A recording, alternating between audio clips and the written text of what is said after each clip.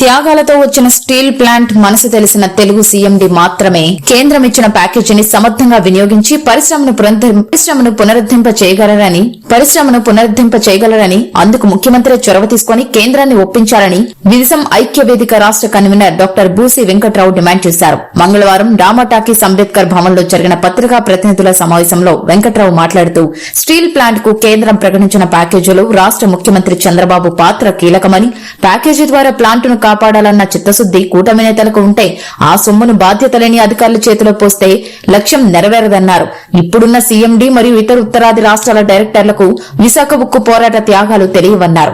ఈ క్లిష్ట పరిస్థితుల్లో పరిశ్రమను తిరిగి నిలబెట్టడానికి విశాఖ ఉక్కు ఆంధ్రుల హక్కు నినాదం, ప్రాణత్యాగం అర్థం తెలిసిన తెలుగు అధికారులు కావాలన్నారు. కార్యక్రమంలో సోడదాసి సుధాకర్, జాజీ ఓంకార్, గొల్ల మాల అప్పారావులు డిమాండ్ చేశారు. ఈ కార్యక్రమంలో భీమసేన కార్యదర్శి రాజేంద్ర ప్రసాద్, విదసం నాయకులు బూల భాస్కర్రావు, గుడాల ఈశ్వరరావు, రవిశేఖర్, రవి సంతోష్ పాల్గొన్నారు. ఇటీవల కేంద్ర ప్రభుత్వం విశాఖ ఉక్కు కర్మాగారానికి 11,000 కోట్ల రూపాయల ప్యాకేజీ ప్రకటించింది. ఈ ప్యాకేజీపై రాష్ట్ర వ్యాప్తంగా చర్చలు జరుగుతూ ఉన్నాయి.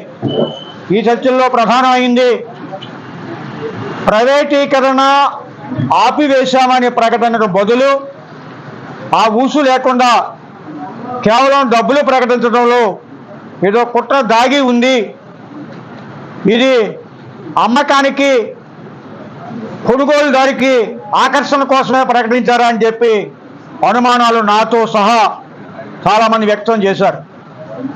దీన్ని పాలకపక్ష పార్టీలు, ప్రభుత్వ అధినేతలు ఖండించారు. సరే, కొంతసేపు దాన్నే నిజమని నమ్ముదాం.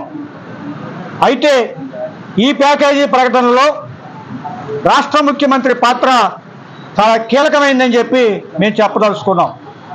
ఎందుకంటే 7 నెలలైనా ఉక్కును పట్టించుకోలేదని చెప్పి ప్రజల్లో వస్తున్నటువంటి వ్యతిరేకతని, ఒత్తిడిని గుర్తించినటువంటి రాష్ట్ర ప్రభుత్వం కేంద్రం మీద ఒత్తిడి తెచ్చి ఈ ప్యాకేజీ తెచ్చిందని చెప్పి మేము భావిస్తూ ఉన్నాం. అయితే ఈ ప్యాకేజీ తెచ్చిన ముఖ్యమంత్రికి మరికొన్ని బాధ్యతలు ఉన్నాయని చెప్పి మేము గుర్తు చేయదలుచుకున్నాం.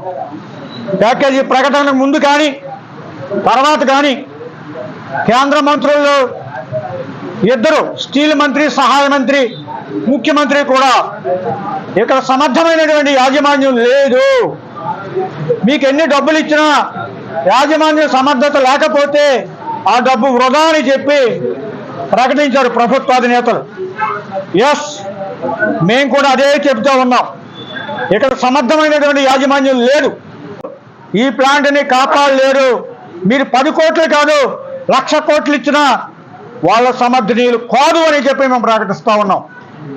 అందుకని ముఖ్యమంత్రి గారికి మేము విజ్ఞప్తి చేసేది, మీరు కేంద్రం మీద ఒత్తిడి తెస్తారో ఒప్పిస్తారో ఈ పరిశ్రమకి సీఎండీతో పాటుగా కీలకమైనటువంటి డైరెక్టర్లు, ఇవాళ డైరెక్టర్ ఆపరేషన్కి మనిషి లేడు, డైరెక్ట్ సద్వినియోగం అవుతుంది, ప్లాంట్ పునరుజ్జీవం జరుగుతుంది.